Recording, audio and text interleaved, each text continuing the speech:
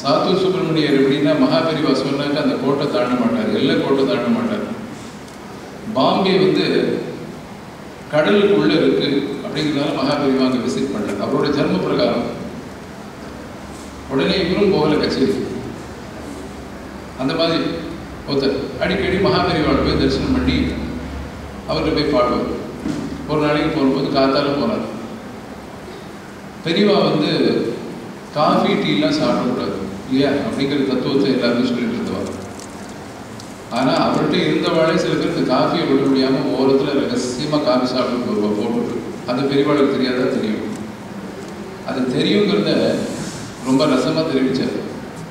பெரியவாட்டு போய் நமஸ்காரம் பண்ணி என்ன பாடணும்னு கேட்டார்.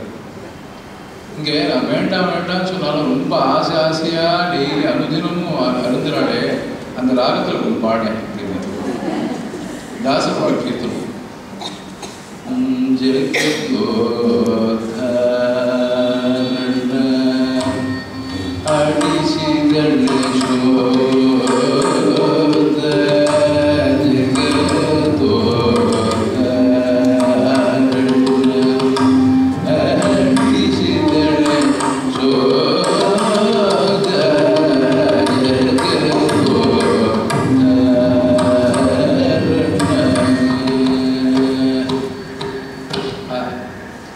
அப்படி அவர் பாடி ஆசீர்வாதம் வாங்கி கொடுத்தார்.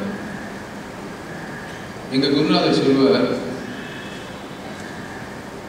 இது ஒண்ணுதான் குடிக்கலாம், பாடலாம், அடிக்கலாம்.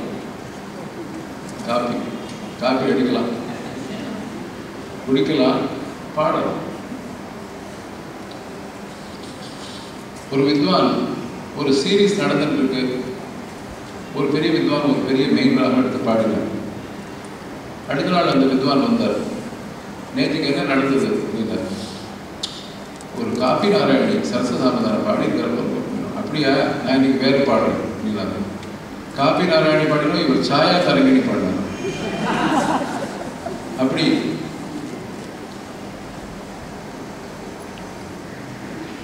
அப்படி பெரியவாழ்கிட்ட வரும்போது ஒரு முறை ஒரு வித்வான் போனாரா, நான் சங்கீதம் தான் ப்ரொஃபஷனாக வச்சுட்டு இருக்கேன், நான் மனசில் ஒரு நிம்மதி இல்லைன்னாரா. அது எப்படிப்பா, உங்கள்கிட்டயே மருந்து இருக்கு, நீனே இப்படி சொல்லலாமா, தியாகராஜ சுவாமியே பாடியிருக்காரு அப்படின்னு சொல்லிட்டு ஒன்று சொன்னாராம். அது என்ன ராகம் அப்படிங்கிறது, இந்த சூரிய சந்திர ராகத்தில் ஒன்று பாடியிருக்காரு. சூரிய சந்திர ராகம். சூரியன்னா ரவி, சந்திரன்னா சந்திரிகா. ரவி சந்திரிகால ஒரு கீர்த்தனம் பாடியிருக்காரு. அதை பாடிடுறேன், மனசு நிம்மதி இருக்குமே நானும். மா கேளற விசாரமோ மா கேளற விசாரமோ மா கேளற விசாரமோ மருகன்ன ஸ்ரீ ராமச்சந்திர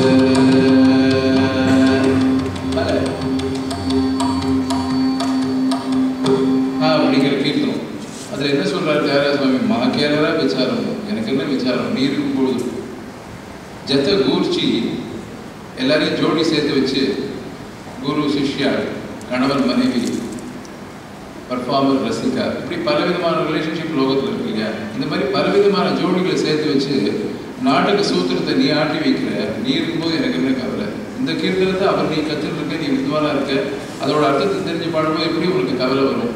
எல்லாத்தையும் பகவான்கிட்ட விடு. இல்லை எனக்கு இந்த சபாவில் பாடணும்னு ஆசையாக இருக்கு, எனக்கு சான்ஸ் கிடைக்க மாட்டேங்குது. இன்னும் ஒரு சபா பேர் சொன்னாலாம், அதுக்கும் பெரியவா ஒரு குழு கொடுத்தாலும். நீ என்ன பண்ணு, எனக்கு என்ன கேள்வின்னா, அந்த செக்ரட்டரியோட மாமி என்ன சொன்னாலும் அந்த கச்சேரி தான் அவர் போடுவார்னு கேள்வி. என் மாமியை போய் கூட்டினா அப்படி கூட பக்தாளுக்கு என்னென்ன குரூப்லாம் கொடுத்துருக்காரு. ரசமான விஷயங்கள். அந்த மாதிரி